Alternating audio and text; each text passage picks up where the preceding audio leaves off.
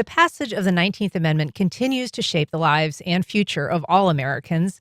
Here to talk about the 105th anniversary of women's suffrage, we are joined by Lanelle Phillmon, president of the local League of Women Voters, Jacksonville First Coast. Good morning, Lanelle. Welcome back. Good morning. Thank you for having us, Ann. We're also joined by Rhona DiCamillo, the group's vice president. Good morning, Rhona. Good morning. And we're joined on the line by Jessica Lowe-Minor. She's the president of the League of Women Voters of Florida. Good morning, Jessica. Good morning. Happy to be here. Happy to have you. I want to start, if I can, with you, Rhona. I mean, it's easy, I think, sometimes for people to lose sight of the right to vote as it exists today. What is it that you think it is important for them to remember? I think it's important to remember that every vote counts, that the goal of the League of Women Voters and other organizations is just to ensure that everybody gets out and understands that a lot of people have fought hard for the right to vote that we have. If you look at our Constitution, we've got a number of times where it's been amended to make sure that everyone has access to the ballot, and I think that's what's important to remember.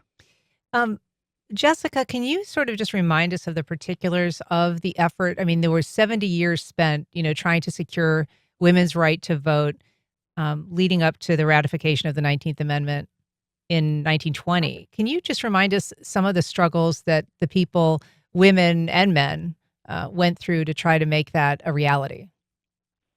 Absolutely. It was a multi-generational effort to ultimately secure the passage of the 19th Amendment and ensure that women were able to fully participate as citizens in the franchise. And, it really started in 1848. There was a convention on the rights of women in upstate New York.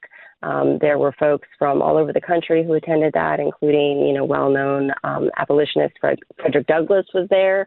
So it was, a multi-gender and multiracial effort to ultimately secure women the right to vote. And it took 72 years. And, there were women who began the movement who passed away before they were able to see, the fruits of their labor being realized. And so we at the League of Women Voters were the only organization still in existence that was founded before the ratification of the 19th Amendment that worked specifically on issues related to women's suffrage and to voting. And of course, we currently have both men and women in the league. It's a multi-gender, multiracial effort to secure those rights and to make sure that everyone is prepared to build on the work that was done in the 1800s, the 1900s, and now into the 21st century. And Lanelle, that effort, I mean, there were divisions and there were some difficult, splits in that movement when it was happening, including, whether or not the right to vote would come first for Black men or whether Black women would be included in, that 19th Amendment.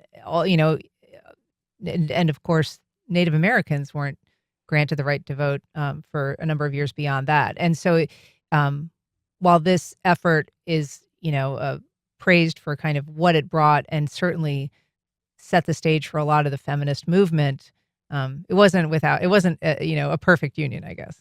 No, it wasn't. And I would say even still today, it's not a perfect union. I think we should learn more from what happened in the fight for the 19th Amendment, and we should not be repeating that. But it seems that there's still such a mindset that equity and civil rights is like a pie, and if you and I both have the same amount of rights, somehow it takes something away from somebody else, and that actually is not the case. There's room for everybody to do the work, and we should really be, as Rhona said, we should really be fighting for everyone who is eligible to register to vote to be registered to vote, and everyone who has access to the ballot box. We should actually be working together to defeat any barriers between voters and the ballot box. And unfortunately, that's not what we're seeing here in the state of Florida with our legislature. I mean, there have been a number of issues that I think maybe, Jessica, that Florida voters have found dispiriting in terms of their efforts to advance their right to vote, whether it was, kind of the fair and square districts, the Fair Districts Amendment, or restoring rights for former felons to be able to vote. Those were efforts that were passed by citizens and ultimately kind of tweaked or undone at the legislative level. So they really haven't had the impact that voters hoped for. How do you, communicate to people in the community about those wins that ended up being maybe not victories?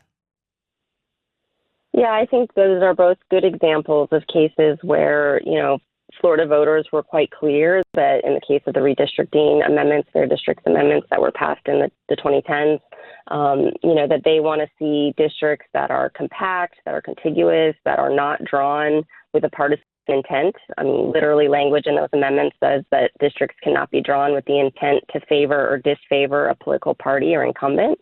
And, obviously we're now seeing, threats of a redistricting cycle in the state of Florida that is very clearly being,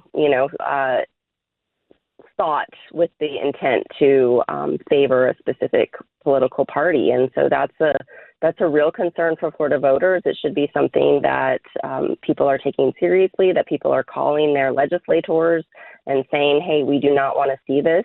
We want to see, fair districts implemented in the way that we as voters approved, our constitutional language several years back. The same is true with regard to restoring voting rights for folks who have completed their sentences and are returning to their communities. Those are folks who, committed a crime but have now atoned for that, have completed their sentence, and should be able to register to vote and participate easily and fairly. So we're not giving up on either of those battles. We think that the citizens have been very clear about what they expect, and our job as the league and as citizens of the state of Florida is to hold legislators accountable for what they are supposed to be doing. Rhona, the thing, what's happening right now in Texas, and as Jessica was kind of alluding to, could soon be happening in Florida, seems like kind of the most nakedly partisan effort in a long time to just say, we want additional members in the House. We're going to create additional seats to achieve that. How significant do you think it is that we're kind of at this moment?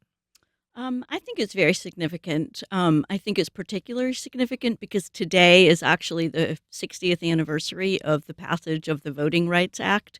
The Voting Rights Act was intended to prevent these types of things from happening, and we've seen the just consistent erosion of the voting rights ever since 2014 with the Shelby County decision by the Supreme Court. And so I think it's all just very tied together. And I think the sad part is that it makes people think that their vote doesn't matter at the end of the day. And as I said before, every vote matters. Every vote should be counted. Every person, regardless of who you're out there voting for, should be going to the polls and exercising that valued constitutional right to vote. We have a message from Mike on Facebook saying Lanelle is a community treasure. She does so much to make sure everyone votes. I did promise that we'd get to this persistent suffragist versus suffragette conundrum, Lanelle. Can you kind of explain, that and why one is sort of preferred?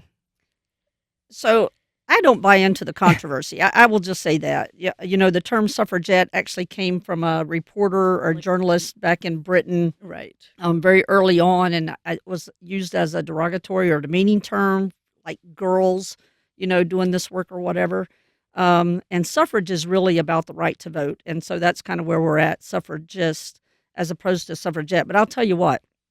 Regardless of how anybody identifies or whatever language they want to use, if you are willing to show up and do the work to make sure that every eligible person has access to register to vote and that you help educate people, so they know when and where to vote and what they're voting on so they cast an informed vote, you can go by any name you want. We ask you join us in the work. And I know that you have been gratified to see the work that our supervisor of elections here in Duval has done in terms of trying to create some additional transparency. And you were talking about that earlier, but we should just briefly note this event that is the celebration of the 19th Amendment. It's called Then and Now. It's the League of Women Voters Luncheon. It's at UNF on Sunday, August 17th at the University Center. Can people get information online somewhere? Yes, on our website, lwvjaxfc.org. We're going to put it in the comment section of this a little later on. It's $35 a ticket. We do very good at trying to make sure that cost is not a prohibitive factor for people being able to join us. But we hope they'll come out, learn more about the league, meet our state president, and join us in the work. All right. Well, Jessica Lowe-Minor, Lanelle, Phillmon, Rhona DiCamillo, thank you so much for being here. Appreciate it.